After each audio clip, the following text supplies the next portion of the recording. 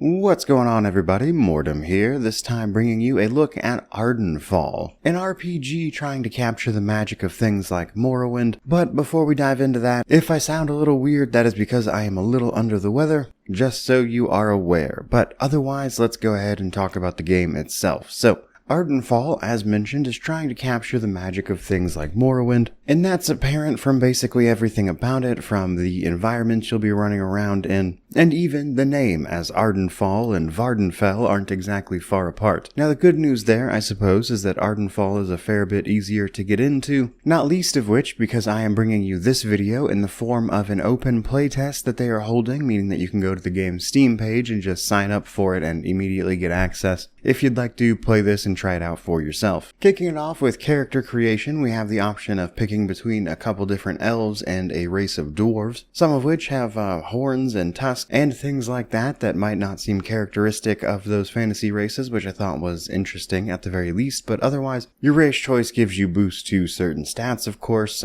Do keep in mind, because of the nature of this playtest, some of this stuff is fairly limited, especially in the appearance section where there's only so much you can do with certain options, but you can kind of get the gist of what they're going for here. Attributes are more straightforward in the sense that they have direct effects on certain things, mostly self-explanatory, and it shows you when you mouse over them, but also affects a bunch of skills and secondary stats and the like that you can kind of see on the right there, but you have about 22 points to disperse among 5 different attributes. And then, of course, you will pick your major skills. Now, if you've ever played a game like, say Morrowind, Oblivion, or Skyrim, you'll kind of get the gist here, but basically, various types of magic, armor, different types of melee weapons, speech, the usual stuff. You're going to pick 3 of these to effectively specialize in, which is going to give you a boost to them to make you more efficient at them to begin with. And then you'll pick your traits before wrapping it up. Traits are basically your background, kind of what you were doing before you got involved in this story, and as a result, it can open up some things like different dialogue options, that kind of stuff. But once you're done in character creation, that's when the game proper starts, and like many an RPG, you wind up shipwrecked on an island covered in fog that seems hostile at the very least. Not least of which, once you get through the little prologue area and into the first town, people are pretty directly hostile, given that they are beset by a beast that has taken up residence in the mountain pass, cutting off their supply routes. They believe the spirit and the fog surrounding the island are all the result of a bunch of foreigners and outsiders coming here and setting foot on their soil, which has led to some sort of natural defense mechanism from like the spirit world. So if you would like to continue on your path, you're going to have to get rid of the guy, which is the bulk of the demo. Once you get past that catfish type thing, that is where the playtest demo ends, right as you are getting to grips with your place in this newfound world that you find yourself in. Now, as you inevitably perform tasks for people and kill enemies, you will naturally level up, which is going to let you do things like increase the various skills that you have picked out via character creation and the like, strengthening those and opening up more options for you. Now, the demo playtest here does not offer everything, like I don't believe alchemy's in here, as some of this stuff is still, of course, a work in progress, but the bulk of it is actually there. Now, on the content side of things, you've almost certainly noticed the, I would say, very alien biomes full of mushrooms and coral growing on the ground, that kind of thing, and a host of different types of enemies. There's one enemy in particular that upon its initial defeat, its head detaches and turns into a sort of bat-like creature, which I thought was kind of neat. And there's also a lot of verticality and movement involved in exploration. There are things like levitation potions, which can help you circumvent problems naturally, but you can also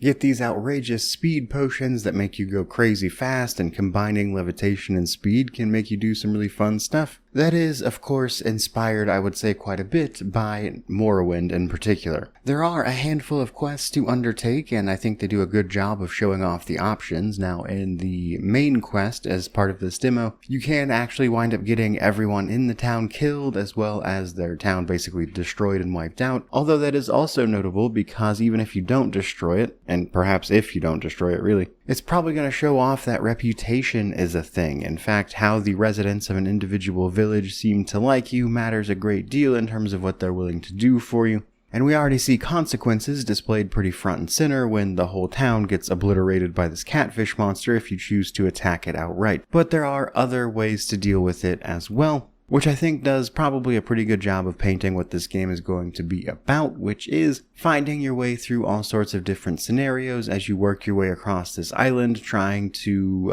I would say, regain whatever is left of your life at this point, battling strange creatures all the way. Now, happy to report that they do have things like summoning magic and spells and abilities in here. There's a host of different weapons. I stuck to a pretty simple build with a two-hander, but you can also pick up things like staves and whatnot that actually do magical damage. So while I sincerely doubt combat is going to be like this visual blockbuster for a game like this, I do think if you are willing to engage with some of the RPG systems here, you'll likely find a build you enjoy, even just in this playtest, and hopefully they obviously get that fleshed out more and more before the game itself releases. Speaking of releases though, it is my understanding that they are targeting a roughly 2026 early access release. I don't have anything approaching a date there, as honestly I doubt they probably know for sure themselves at this point, but nonetheless I thought it was a fun little RPG worth keeping your eye on, as so far via this playtest I found the world really interesting, the ways you could approach some of their quests to be a fun time, and I think if they can maintain that over the course of the entirety of the experience,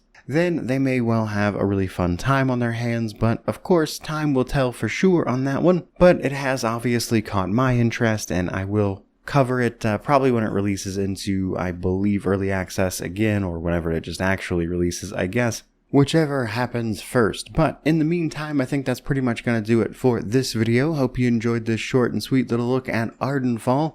Do let me know what you think about it down below. If you enjoyed the video, don't forget to like, comment, subscribe while you're at it. But regardless of any of that, truly, just thank you so much for watching. I really do appreciate it. May you wander in wisdom and have an amazing day.